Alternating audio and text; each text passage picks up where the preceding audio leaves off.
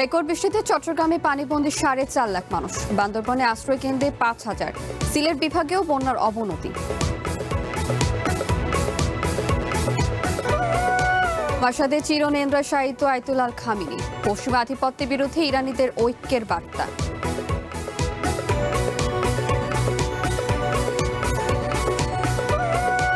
মরক্কোকে 2-0 গোলে হারিয়ে সেমিফাইনালে ফ্রান্স। আক্রমণাত্মক ফুটবল খেলাচ্ছে দিদিয়ে দেশমের শিষ্যরা।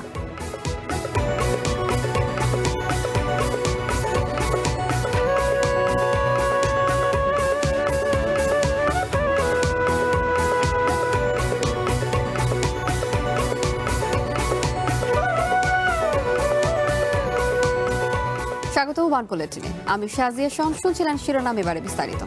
গত 20 বছরে এমন বৃষ্টি দেখেনি চট্টগ্রামের মানুষ। শহরে জলাবদ্ধতা, গ্রামে বন্যা।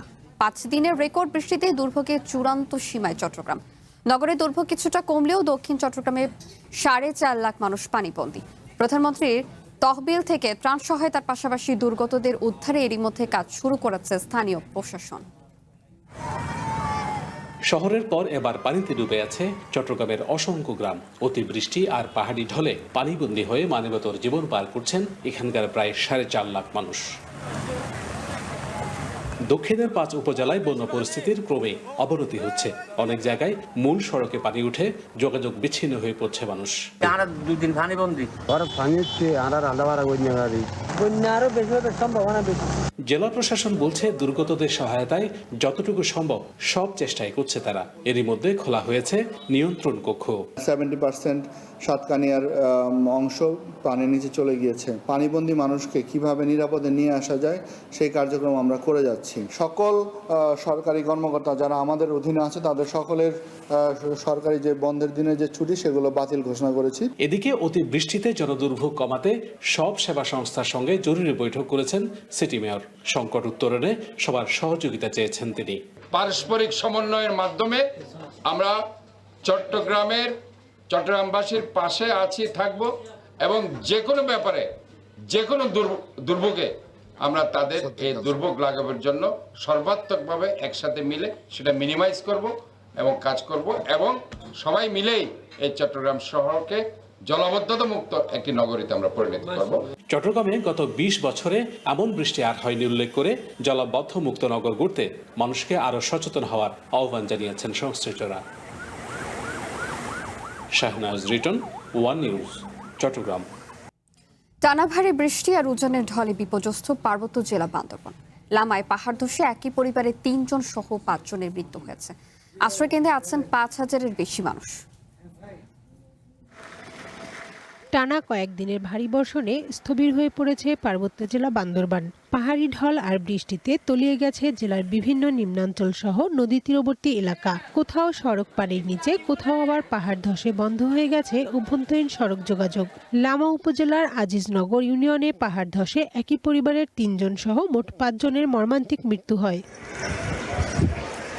দুর্যোগে ঝুঁকি বাড়তে থাকায় বান্দরবানে খোলা হয়েছে 220টি আশ্রয়কেন্দ্র। এরই মধ্যে বন্যা ও পাহাড় ধসে ক্ষতিগ্রস্ত 5,000-এর বেশি মানুষ আশ্রয়কেন্দ্রে অবস্থান নিয়েছে। প্রশাসনের পক্ষ থেকে শুকনা খাবার সহ ত্রাণ সামগ্রী বিতরণ করা হলেও বিশুদ্ধ পানির সংকট সহ নানা ভোগান্তিতে পড়তে হচ্ছে বাসিন্দাদের। আমরা সবাই রাতে এখানে চলে আসছিলাম। আসার পরে প্রশাসন থেকে আমাদের খাবার দাবার দেওয়া হয়েছে। বিশুদ্ধ পানির অভাব বেশি দেখা গেছে। আর ধরতে গেলে আমরা বাসা থেকে কোনো কিছু বের করতে না পারার কারণে অনেক কষ্টে আছি। আমরা খুব কষ্টে আছি। এখন অনেকের থাকার জায়গা নেই এবং খাবারেরও অনেক সংকট আছে। বন্যার কারণে হচ্ছে যে আমরা ঠিক একই রকম ভাবে আশ্রয় কেন্দ্রের মধ্যে এসে আশ্রয় নিয়েছিলাম। কিছু বাইর করছে, কিছু বাইর করতে পারিনি। বিদ্যা আছে নষ্ট হয়ে গেছে, গোস মাংস সব নষ্ট হয়ে গেছে। ঝুঁকিপূর্ণভাবে বসবাসকারী বাসিন্দাদের নিরাপদ স্থানে সরিয়ে নিতে এবং দুর্ভোগ কমাতে মাঠ পর্যায়ে কাজ করছে জেলা প্রশাসন। 7টি উপজেলা নির্বাহী অফিসাররা তাদের নেতৃত্ব যে দপ্তরগুলি আছে, বিভিন্ন স্টেক হোল্ডাররা আছেন, বাহিনী সদস্যরা আছেন, ফায়ার সার্ভিস আছে, স্থানীয় গণ্যমান্য এবং জনপ্রতিনিধিরা আছেন। এখানে আপনারা হেডম্যান কারবারিরা আছেন।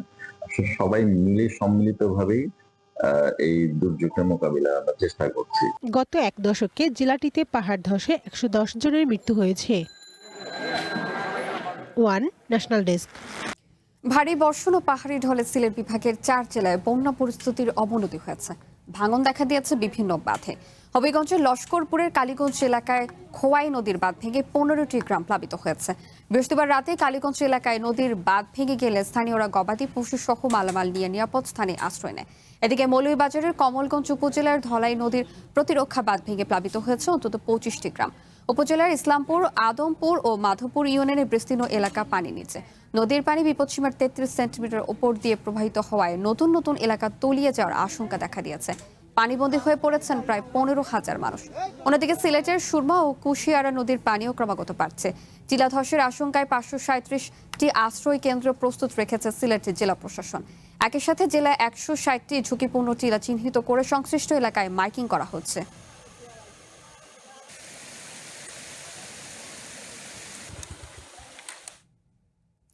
ইরানের ইতিহাসে আরেক যুগের অবসান। চির বিদায় নিলেন ইরানের প্রয়াত সর্বোচ্চ নেতা আয়াতুল্লাহ খামেনি।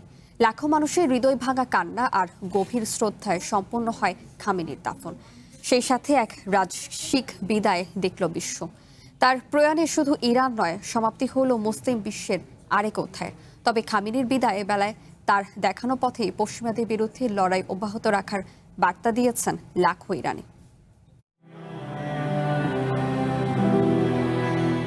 লাখো মানুষকে কাঁদিয়ে চিরনিদ্রায় শায়িত ইরানের প্রয়াত সর্বোচ্চ নেতা আয়াতুল্লাহ আলী খামেনি। সেই সাথে বন্ধ হল পশ্চিমা আধিপত্যবাদ সাম্রাজ্যবাদের বিরুদ্ধে ইরানের দীর্ঘদিনের প্রতিরোধ সংগ্রাম এবং আপসহীন এক কণ্ঠস্বর। বিদায় আয়াতুল্লাহ আলী খামেনি। ইরানের 150-রও বেশি লক্ষ্যবস্তুতে আমেরিকার হামলা উপেক্ষা করে বৃহস্পতিবার আয়াতুল্লাহ আলী খামেনির শেষ বিদায় ঢল নামে শোকার্ত মানুষের। শহর ছাড়িয়ে কয়েক কিলোমিটার পথ পরিণত হয় জনসমুদ্রে। অতিরিক্ত ভিড়ের কারণে দাফনের পূর্ব নির্ধারিত সময় পিছিয়ে দেওয়া হয়। খামেনির শেষ বিদায়ে অংশ নেন প্রায় 1.5 কোটি মানুষ। ইরাক এবং ইরানের 6 দিনব্যাপী শোক আয়োজন শেষে বৃহস্পতিবার খামেনির কফিন আনা হয় নিজ জন্মস্থান মাশহাদে। সেখানেই শিয়া মুসলমানদের ইমাম রেজার মাজারে তাকে দাফন করা হয়। খামেনির দাফন শেষেও শোকের কালো চাদরে ঢাকা পড়ে তেহরানের রাজপথ। স্লোগান ওঠে, আমেরিকার মৃত্যু হোক, পতন হোক ইসরায়েলের। প্রিয় নেতাকে শেষবারের মতো এক নজর দেখতে এবং তার বিদায়ে অংশ নিতে দূর দূরান্ত থেকে ছুটে আসেন বৃদ্ধ থেকে শুরু করে শিশুরাও। সবার চোখে জল আর কণ্ঠে প্রিয় নেতাকে হারানোর বেদনাবিদুর আর্তনাদ। আয়াতুল্লাহ আলী খামেনির মৃত্যুর আগে শেষ বার্তায় জানিয়েছিলেন, আমেরিকা আর পশ্চিমা বিশ্বের পতন অনিবার্য। যদি কোনো দেশের প্রতিরোধমূলক সক্ষমতা না থাকে তবে তারা শত্রুকে পায়ের নিচে পিষ্ট করবে। খামেনি ইরানিদের অনুপ্রেরণা দিয়ে গেছেন, ইসলামী আন্দোলনের পথে মৃত্যু কোনো শেষ নয়, বরং এটি একটি চিরন্তন যাত্রার শুরু এবং পরবর্তী প্রজন্মের জন্য অনুপ্রেরণা। তাই তো তার বিদায় বেলায় লাখো ইরানিদের কণ্ঠে প্রতিশোধের বার্তা। আমরা ট্রাম্পকে হত্যা করতে চাই। সত্যি বলতে আমেরিকাকে আর বিশ্বাস করা যায় না। আলোচনায় কি কি শর্ত অন্তর্ভুক্ত আছে সে বিষয়ে জনগণকে কোনো স্বচ্ছতা দেয়া হয়নি। তাদের সাথে চুক্তিতে পৌঁছানো একটি ভুল কাজ। তিনি কেবল একজন রাষ্ট্রনায়ক নন, বরং পশ্চিমা আধিপত্যের বিরুদ্ধে প্রতিরোধ এবং স্বনির্ভরতা অর্জনের প্রধান অনুপ্রেরণা। Masud Rana, one international desk. মানিকগঞ্জের বাজারে সপ্তাহের ব্যবধানে বেড়েছে কাঁচামরিচ, ব্রয়লার মুরগি ও ডিমের দাম। খুচরা ব্যবসায়ীরা জানান, 10 থেকে 15 দিন ধরে মুরগি ও মাছের চাহিদা বেড়ে গেছে, সে হারে সরবরাহ বাড়েনি। এর কারণে দাম কিছুটা বাড়তি। গত সপ্তাহে কাঁচামরিচ ছিল 70 টাকা কেজি, আজ তা বিক্রি হচ্ছে 120 টাকায়। গত সপ্তাহে 120 টাকায় ব্রয়লার মুরগি 20 টাকা বেড়ে বিক্রি হচ্ছে 200 টাকা কেজি দরে। পাশাপাশি 5 টাকা বেড়ে প্রতি হালি ডিম বিক্রি হচ্ছে 40 টাকায়। মানভেদে চিংড়ির কেজি 600 থেকে 800, পাবদা 300 থেকে 400, বড় আকারের রুই 400 থেকে 450 এবং ট্যাংরা মাছ 600 থেকে 800 টাকা কেজি দরে বিক্রি হচ্ছে। তবে স্বাভাবিক রয়েছে সবজির বাজার।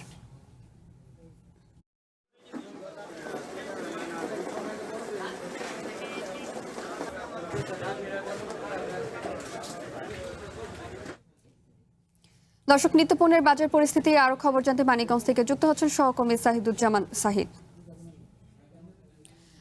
শাহিদ, নিত্যপণ্যের আজকের বাজার কেমন দেখছেন? কোন কোন সবজির দাম বেড়েছে সে সম্পর্কে জানাবেন।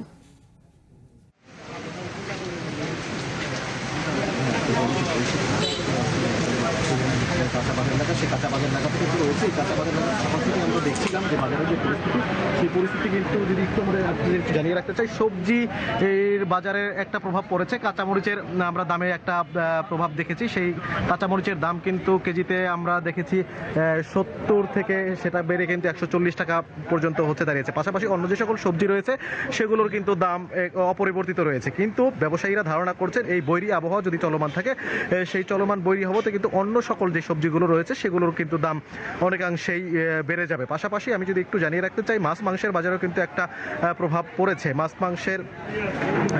মাছের যে দাম সেগুলো কিন্তু কেজি প্রতি 20 থেকে 30 টাকা পর্যন্ত বেড়েছে।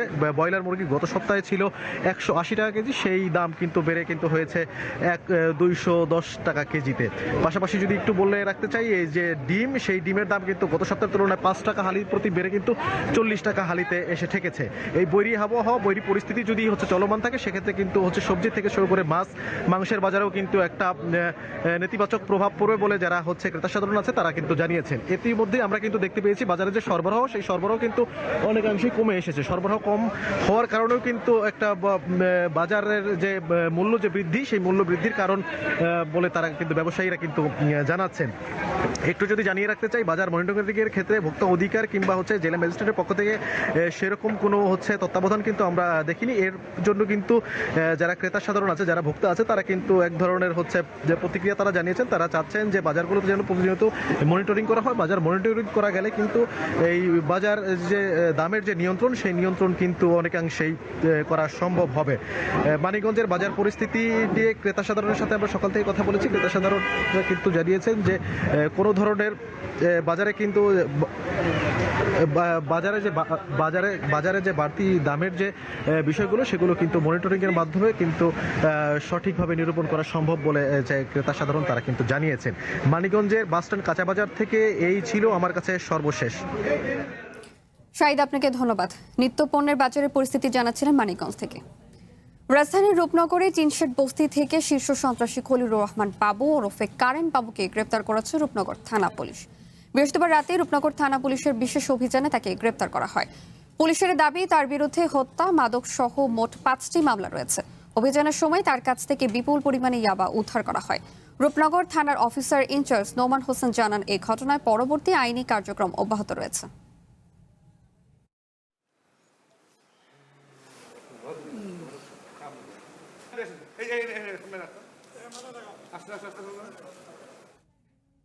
আগামী 31শে আগস্ট স্থানীয় সরকার নির্বাচনের চূড়ান্ত ভোটার তালিকা প্রকাশ করবে নির্বাচন কমিশন। বৃহস্পতিবার নির্বাচন কমিশনের সিনিয়র সহকারী সচিব মোহাম্মদ নাসির উদ্দিন চৌধুরী স্বাক্ষরিত এক চিঠিতে তথ্য জানানো হয়। চিঠিতে বলা হয়, স্থানীয় সরকার নির্বাচন উপলক্ষে নির্বাচন কমিশন ভোটার তালিকা হালনাগাদের উদ্যোগ নিয়েছে। 2008 সালের 31শে জুলাই বা এর আগে যাদের জন্ম তারা ভোটার হতে পারবেন। খসড়া ভোটার তালিকা প্রকাশ করা হবে 9 আগস্ট। দাবি, আপত্তি ও সংশোধনের জন্য আবেদন দাখিলের শেষ তারিখ 24শে আগস্ট। আবেদনের ওপর সিদ্ধান্ত নেওয়া শেষ হবে 28 আগস্টের মধ্যে।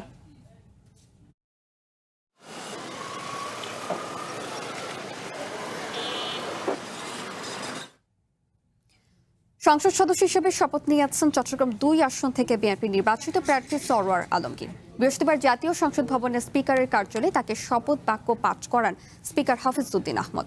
শপথ গ্রহণ অনুষ্ঠানে প্রধানমন্ত্রী তারেক রহমান, অর্থমন্ত্রী আমির খসরু মাহমুদ চৌধুরী, স্থানীয় সরকার মন্ত্রী Mirza Fakhrul Islam Alamgir, deputy speaker barrister Kaiser Kamal সহ মন্ত্রিসভার সদস্য ও সংসদ সদস্যরা উপস্থিত ছিলেন। এর আগে ত্রয়োদশ জাতীয় সংসদ নির্বাচনে চট্টগ্রাম 2 আসনে নির্বাচিত বিএনপির প্রার্থী সরওয়ার আলমগীর সংসদ সদস্য ঘোষণা করে গেজেট প্রকাশ করে নির্বাচন কমিশন। বৃহস্পতিবার সকালে হাইকোর্টের রায়ে বলা হয়, সংসদ সদস্য হিসেবে শপথ নিতে পারবেন সরওয়ার আলমগীর।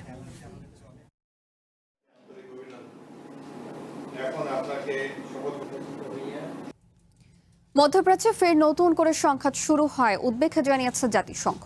যুদ্ধবিরতি ভেঙে পড়ার পর সব পক্ষকে পাল্টাপাল্টি হামলা থামিয়ে আলোচনার টেবিলে ফেরার আহ্বান জানিয়েছেন জাতিসংঘের মুখপাত্র স্টেফান ডুজারিক। পাল্টাপাল্টি এই হামলা অবশ্যই বন্ধ করতে হবে। আঞ্চলিক ও বিশ্ব শান্তির স্বার্থে দ্রুত কূটনৈতিক আলোচনার টেবিলে ফিরে আসা জরুরি। চলমান এই সংঘাত বিশ্ব অর্থনীতির ওপর যে গভীর প্রভাব ফেলছে তা আমাদের সকলেরই উদ্বেগের কারণ। এই সংকটের টেকসই সমাধানে আলোচনার টেবিলে ফেরার কোনো বিকল্প নেই, যা সংশ্লিষ্ট সব পক্ষকে উপলব্ধি করতে হবে। জাতিসংঘ মহাসচিব বরাবরই এ বিষয়ে স্পষ্ট বার্তা দিয়েছেন, শান্তি প্রতিষ্ঠায় যে কোনো ধরনের সহায়তার জন্য জাতিসংঘ প্রস্তুত রয়েছে। এদিকে আমেরিকা ও ইরানে আবারও আলোচনার টেবিলে আনতে মরিয়া পাকিস্তান ও কাতার। সিএনএন সূত্রে জানা গেছে, বুধবার রাতে ওয়াশিংটন ও তেহরানের সাথে যোগাযোগ করেছে পাকিস্তানের পররাষ্ট্র মন্ত্রণালয়। দুই পক্ষকে সংযত হয়ে শান্তি আলোচনায় বসতে অনুরোধ করেছে ইসলামাবাদ। পররাষ্ট্র মন্ত্রণালয়ের বক্তব্য অনুযায়ী মধ্যপ্রাচ্যে শান্তি আনার জন্য কূটনীতি ও আলোচনার কোনো বিকল্প নেই। এজন্য দুই পক্ষকে অন্তর্বর্তী চুক্তির প্রতি সম্মান দেখানোর পরামর্শ দিয়েছে ইসলামাবাদ। বৃহস্পতিবার হামলার দ্বিতীয় দিনে ইরানের 90টি লক্ষ্যবস্তুতে আঘাত হানে ট্রাম্প বাহিনী। এর জবাবে কুয়েত ও বাহরাইনে আমেরিকার ঘাঁটিতে হামলা করেছে ইরানের রেভলিউশনারি গার্ড। এই ছিল ওয়ান বুলেটিন। একটু পরেই দেখবেন আন্তর্জাতিক বুলেটিন। চ্যানেল ওয়ানের সাথে থাকুন, যুক্ত থাকুন আমাদের ফেসবুক পেজ এবং ইউটিউব চ্যানেল।